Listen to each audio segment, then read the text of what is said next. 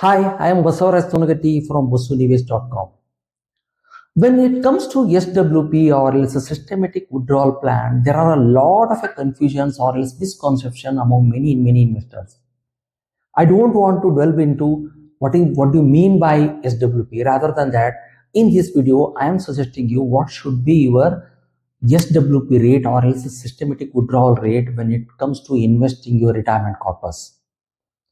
As I mentioned, lot of a misconception is there with respect to the SWP, all because of the social media experts. They are unaware of something called as a sequence of returns risk. Sequence of returns risk in the sense, assume that you have 1 crore rupees and you want to invest this amount in any market linked instruments, whether it may be equity or debt. And if the product generated in the past around 7%, and if you are assuming 7% withdrawal every year, then it will be around 7 lakh rupees per year. Now assume that if the product or else asset generated more than 7% or 7%, then fine, you end up in withdrawing the money from the profit itself only.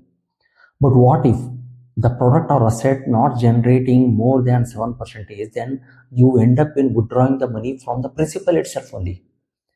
Because of that, what you thought that, okay, your money will last long for these many years, may end up in well in advance because of this sequence of returns risk.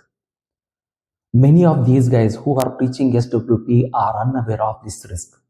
Hence, when you are investing your retirement corpus, whether it may be equity, debt, or combination of equity and debt, what should be your safe withdrawal rate or else safe SWP rate?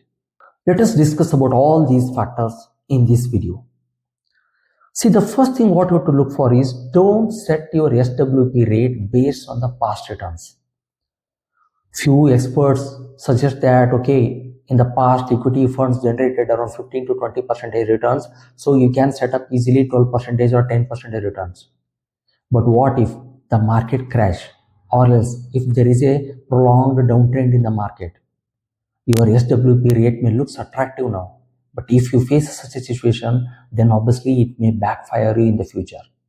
So for that reason, don't look at the past returns of the product or asset and don't set your SWP rate.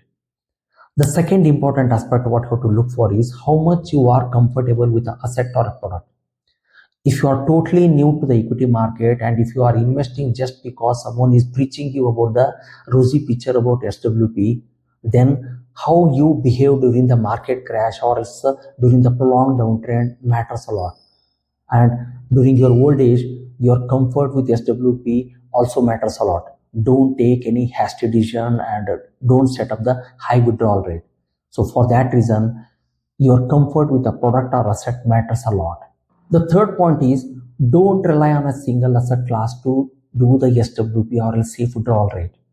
You have to diversify because no one is aware about how and which asset class will perform in the better. So don't rely on a single asset class to withdraw or set up your SWP. You must diversify.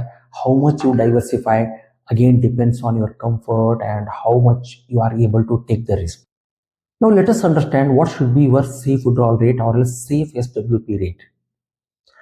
As per my view, it should be as low as possible. There are so many stories like a 4%, 5%, but don't rely on that. Make sure that it should be less than 3.5% of your overall corpus.